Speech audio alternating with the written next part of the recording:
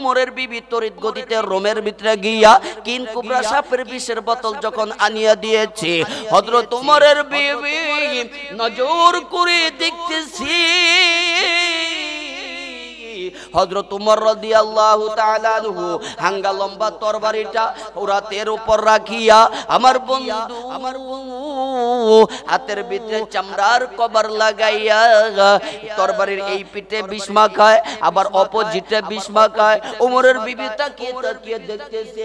এক পর্যায়ে প্রশ্ন করে বললেন, স্বামী আমার, আপনি বিষাক্ত তরবারিতে বিষ মাখাইতেছেন, এই বিষাক্ত বিষ আপনি কেন তরবারিতে মাখাইতেছেন? কারে মারবেন, কারে ধরবেন, কি করবেন বলেন তো দেখি। হযরত উমর কোনো কথা বলে না।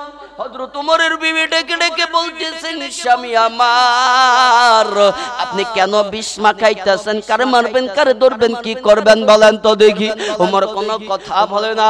তৃতীয় নম্বরে হযরত উমরের বিবি ডেকে বলতেছেন, স্বামী গো, আমি আপনার বিবি হইয়া জানবার চাই, আপনি বলেন তো দেখি কেন আপনি হাঙ্গা লম্বা তরবারিতে বিষাক্ত বিষ মাখাইতেছেন? কারে মারবেন, কারে ধরবেন, কি করবেন, জলদি করে বলেন। হযরত উমর রাগান্বিত হইয়া ডাক দিয়ে বলতেছেন, বিবি রে, জানবার যে হতো ইচ্ছে তোমার জাগিয়াছে।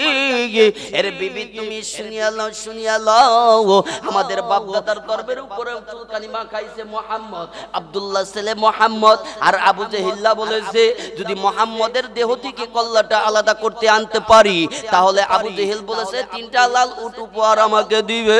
হযরত উমর রাদিয়াল্লাহু তাআলা আনহু যখন বলে দিয়েছে, উমরের বিবি ডাক দিয়ে বলেন,